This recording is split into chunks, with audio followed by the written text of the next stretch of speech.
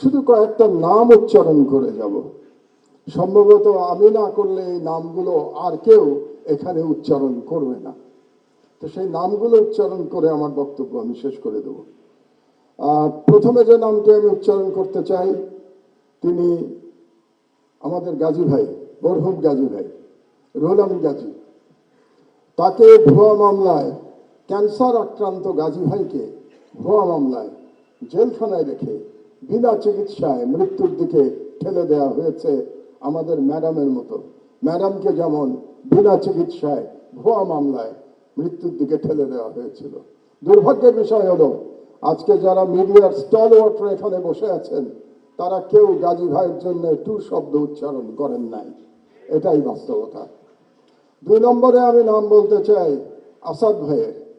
আসাদ ভাইকে আমাদের মধ্যে প্রবীণতম সম্পাদক, তাকে ছাত্রলীগের গুন্ডারা অফিসে ঢুকে দাড়ি ধরে নামিয়ে পুলিশের কাছে তুলে দিয়েছে এবং বছরের পর বছর তিনি জেলে থেকেছেন।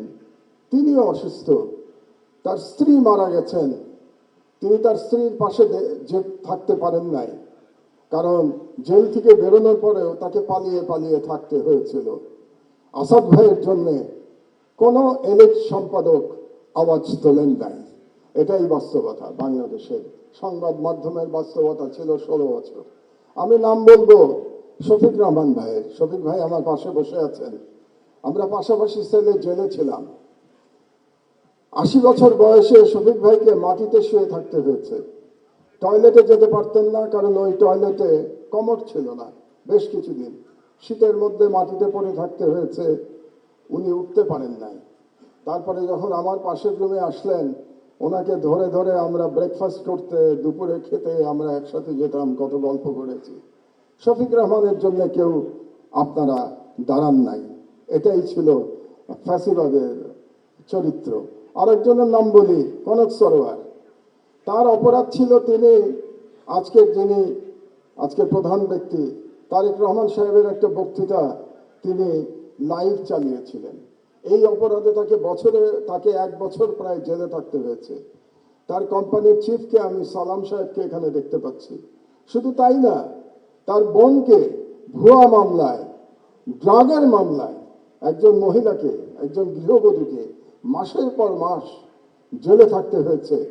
সংবাদ মাধ্যমের বিবেক জাগ্রত হয় নাই। এটাই বাংলাদেশের সংবাদ মাধ্যমের ইতিহাস। তো এই নামগুলো আমি বললাম এই জন্যে, আমি শিওর আমি না বললে আজকে বুকে হাত দিয়ে প্রত্যেকে বলতে পারবেন কেউ আপনারা এদের নাম বলতেন না আজকে। এই জন্যই আমি এই নামগুলো বললাম। আর আমি জনাব তারেক রহমানকে একটা ছোট্ট পরামর্শ দিয়েই বক্তব্য শেষ করবো। 1 মিনিট। শেখ মুজিবুর রহমান মুক্তিযুদ্ধের সাথে জড়িত ছিলেন না। তিনি জানতেন না মুক্তিযুদ্ধ কিভাবে হয়েছে, এবং তিনি ফিরে এসেও জানার চেষ্টা করেন নাই মুক্তিযুদ্ধ কিভাবে হয়েছে। তাকে আওয়ামী লীগের লোকজন যা বলেছে এবং ভারতীয় পক্ষ যা বলেছে সেটাকেই তিনি ধরে নিয়েছিলেন। এটাই মুক্তিযুদ্ধের ইতিহাস ছিল। এই জন্যই তিনি ব্যর্থ হয়েছিলেন। জনাব তারেক রহমান, আপনি 17 বছর দেশে ছিলেন না, আপনি জানেন না এখানে কি হয়েছে।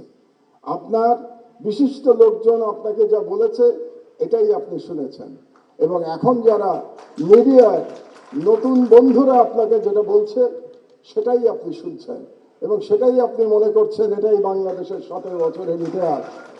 বাংলাদেশের 17 বছরের ইতিহাস এটা না। সেই ইতিহাস আমি বর্ণনা করব ভবিষ্যতে যদি আপনি এরকম কোনো অনুষ্ঠানের আয়োজন করেন এবং সেই অনুষ্ঠানে আমাকে 15 মিনিট সময় দেন, তাহলে বাংলাদেশের মিডিয়ার ইতিহাস, 50 বছরের ইতিহাস আমি বর্ণনা করব। সেই প্রত্যাশা ব্যক্ত করে আমার বক্তব্য শেষ করছি। আপনারা শুনলেন, আমাকে দাওয়াত দিয়েছেন এখানে, এই জন্য ধন্যবাদ জানিয়ে আমার বক্তব্য শেষ করছি। আল্লাহ হাফেজ। বাংলাদেশ জিন্দাবাদ।